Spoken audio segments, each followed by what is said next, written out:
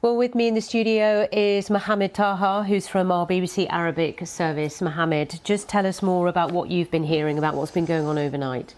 Good morning, Sally. Overnight, heavy fighting in Gaza, in north, south, west of the Strip, heavy man-to-man fighting, and still the shelling on Gaza is continuing in several parts, concentrated on Mohamed al-Shati refugee camp and also in Jabalia. The Israeli forces are saying again that the Hamas fighters are using like hospitals, tunnels under hospitals in their operation. This is a warning that, you know, these hospitals could be a target. As we can see in the pictures on the screen, these are the Israeli strikes all night on Gaza. There is a news that there are 18 agencies of the UN issued an urgent call in the last hours urging for a humanitarian pause, and they are really shocked from the number of children and women suffering in this conflict. As you may know, that, you know, the Palestinian authorities are saying that the number of deaths of this conflict in Gaza reached nearly 10,000 people so far.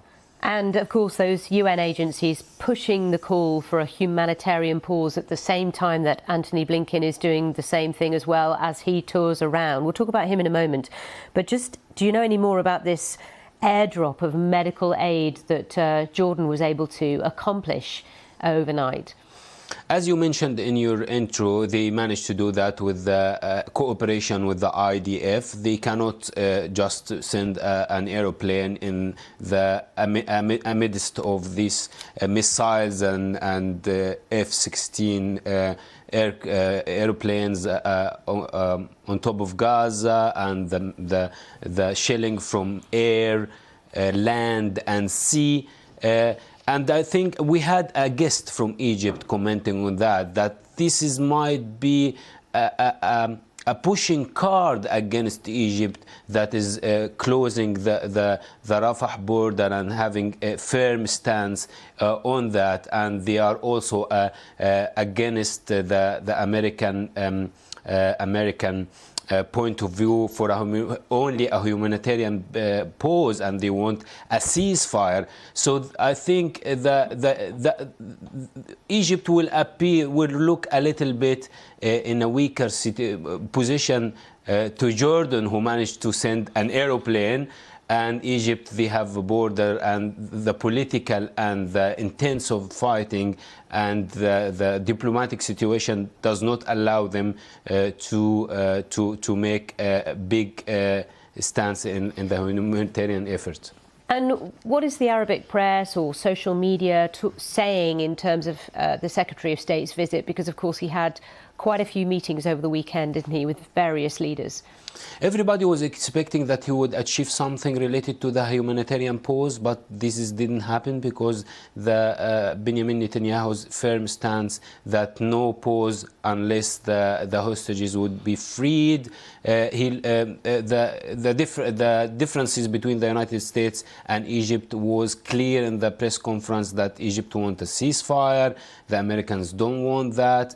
He didn't manage to achieve a lot. This is what social media is saying. He didn't manage to achieve a lot in the meeting in Jordan when he met Mahmoud Abbas, the Palestinian president, to convince him to take over the administration of Gaza after Hamas going away, as the scenario suggesting. He didn't manage to convince him to do that. Now he's going to Turkey, which is the most firm stance in the Middle East against Israel. Will he achieve something? That's why this is explaining why the American administration sent also William Burns to try to put some more efforts to achieve something. Okay.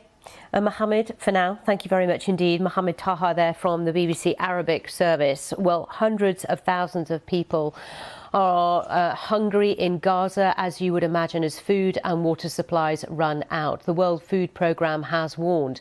The agency has told the BBC exclusively that out of 130 bakeries operating in Gaza before the war, 11 have been destroyed by Israeli airstrikes. Many of those remaining are unable to operate due to a shortage of fuel and flour. BBC Arabic's Adnan Al-Bush has visited some bakeries in southern Gaza. Long queues, frustrated families. These scenes have become a norm outside Gaza's